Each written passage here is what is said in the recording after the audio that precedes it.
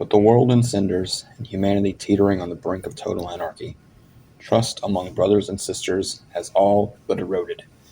Everything you have is not earned easily. Oftentimes, it's taken off a corpse. Survival is a daily struggle.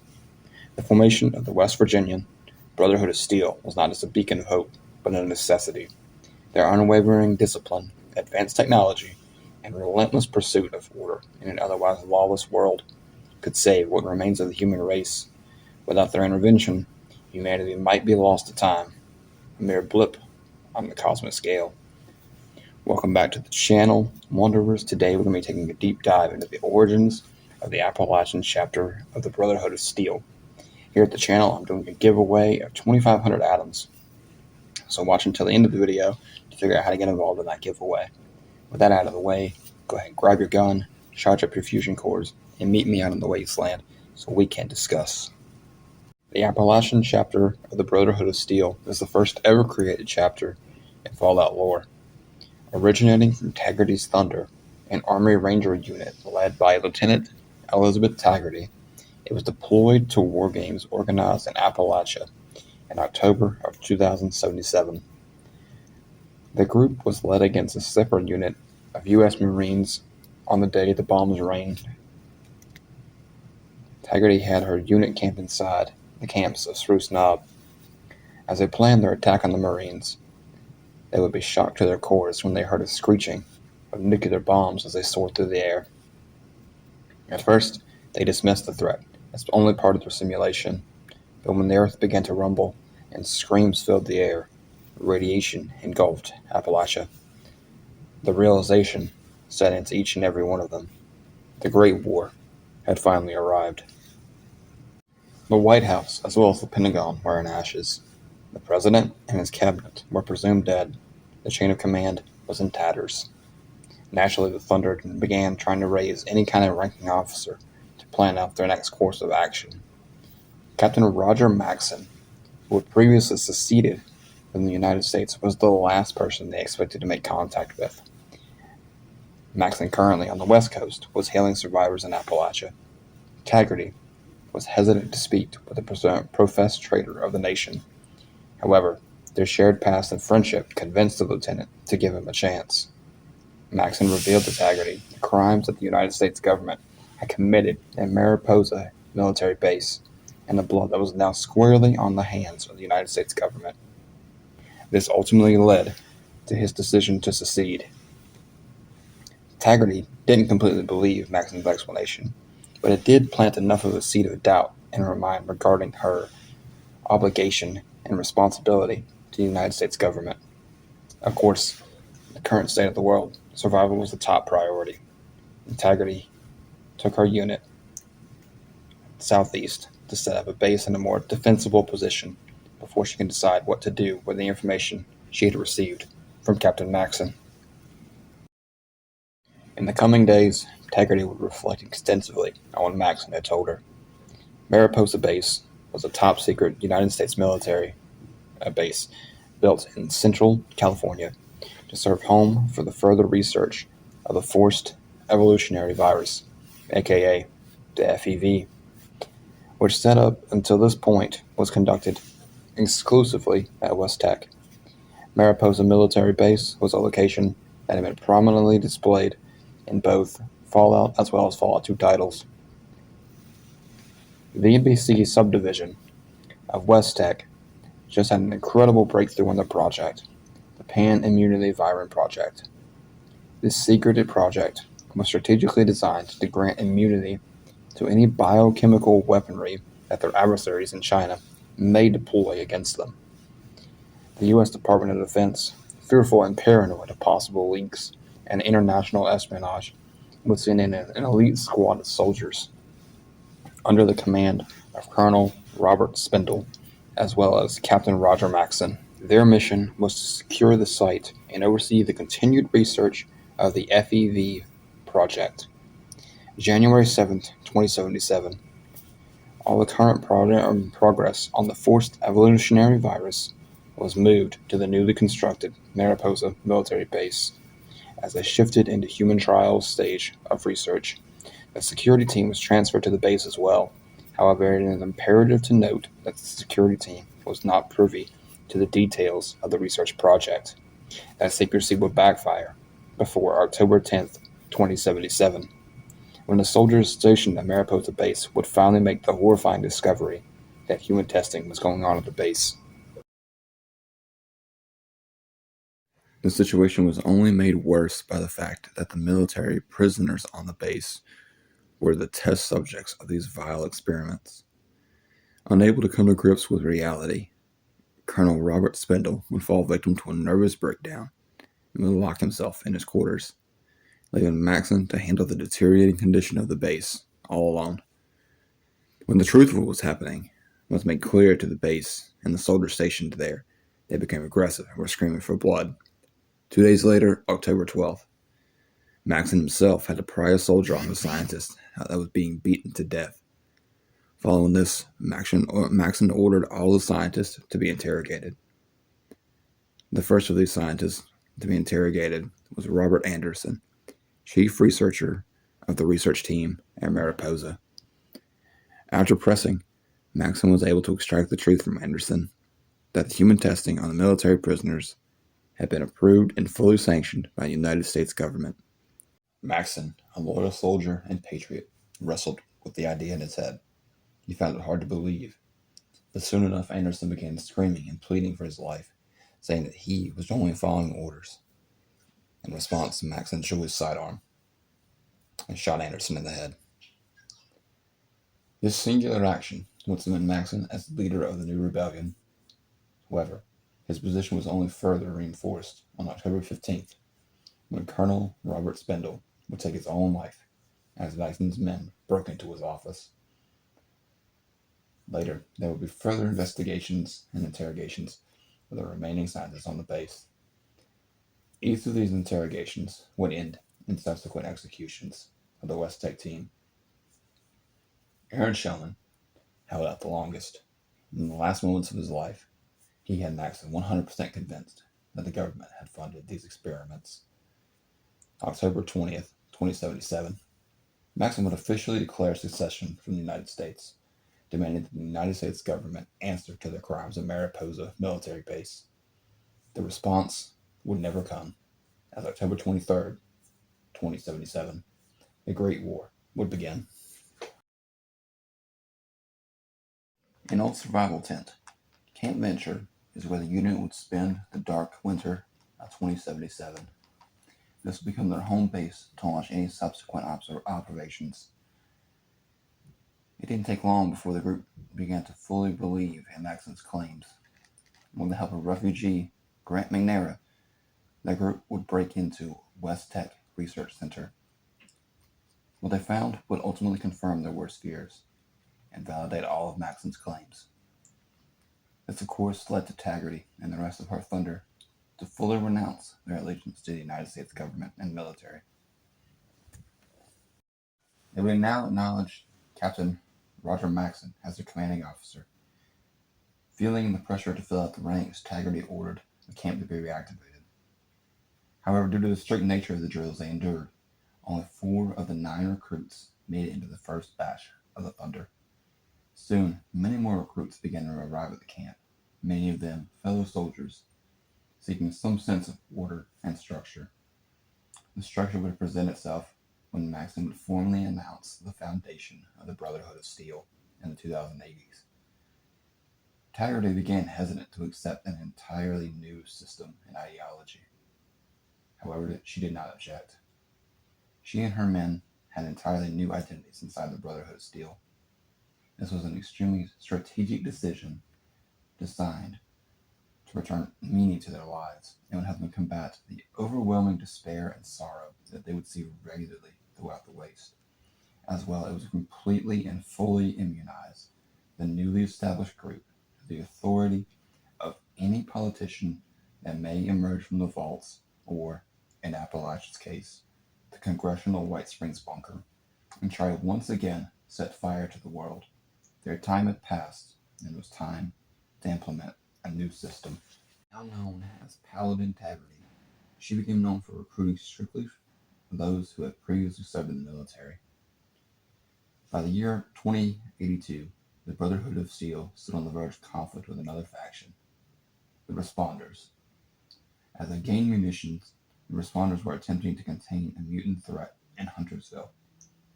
Although the Responders eventually acquiesced to the demands of the Brotherhood, it did nothing to help their relationship. The Christmas flood of 2082 would destroy Charleston, and this would cause both factions to set aside their difference, as they both now had bigger problems. By this time, the number of Brotherhood of Steel initiates in Camp Venture had skyrocketed, necessitating expansion. The unit expanded to the south to the Cranberry Bog, seizing the mutant-infested Allegheny Asylum. After clearing the currently mutated residents, they dubbed the new base of operations Fort Defiance. The building was in an excellent strategic position, as well as having direct connection to Thunder Mountain Power Plant via landlines that they had claimed from the Free States. As structurally sound as the building was, the Brotherhood eventually ran into a big problem: Scorched Beast.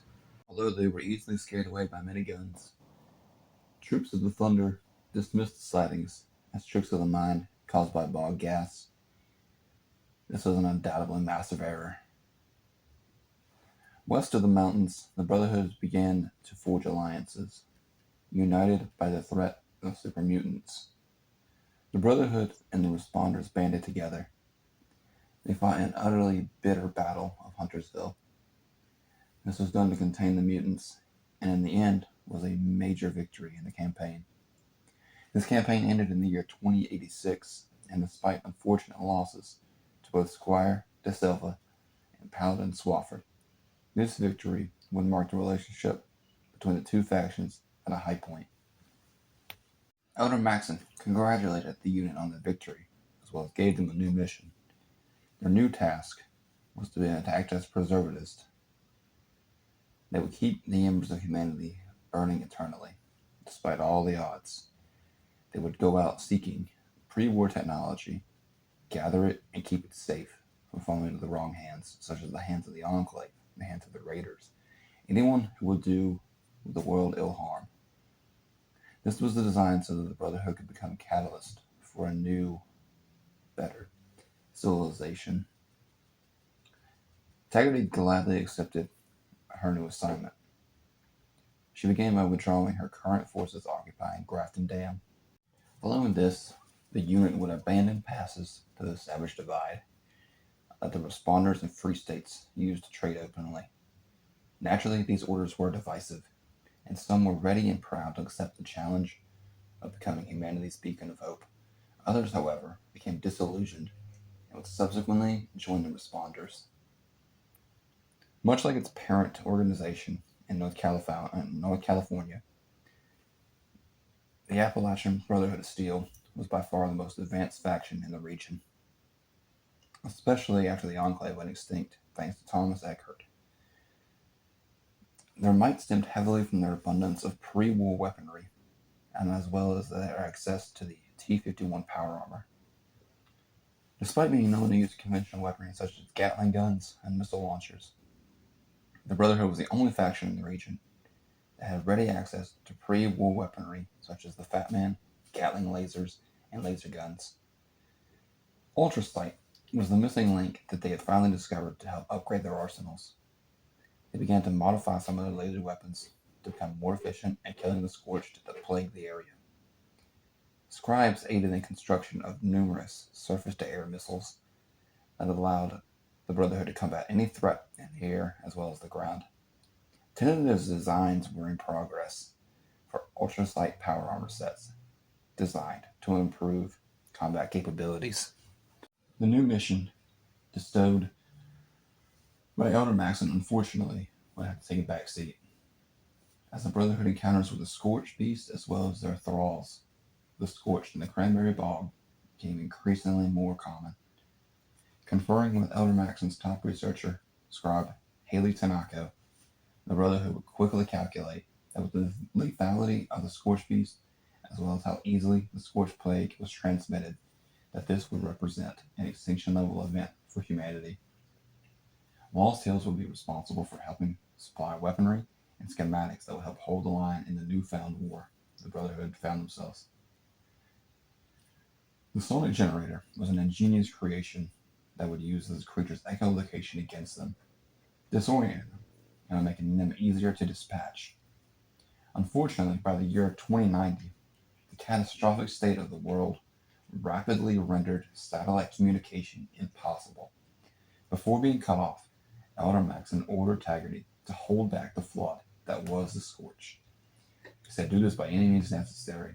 However, he explicitly forbid the use of nuclear weaponry.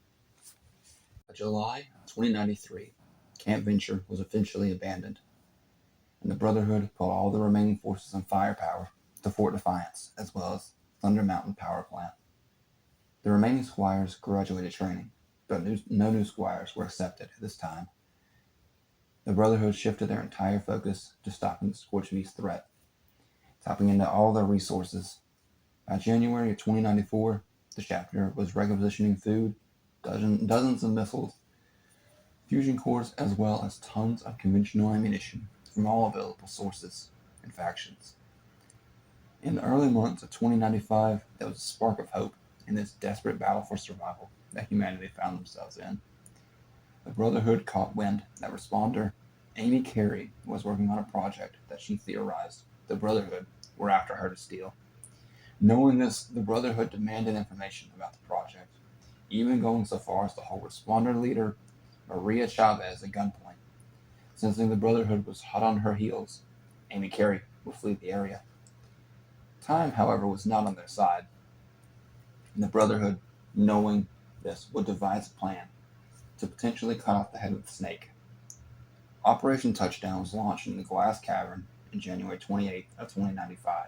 Paladin Taggarty, along with most well-trained soldiers the Brotherhood had in its ranks, would take the fight to the Scorched Beast in their own layers.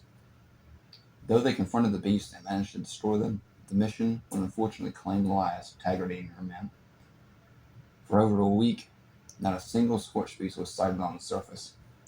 This prompted Senior Knight Wilson, who took command in Taggarty's absence, to declare the preliminary mission a resounding success. This, however, was far too optimistic and way too early. By June, the sightings had returned at an alarming rate, indicating that Operation Touchdown had indeed failed. By August, the realization was setting into the mind of the remaining soldiers. The mission had failed, and extinction was quickly approaching.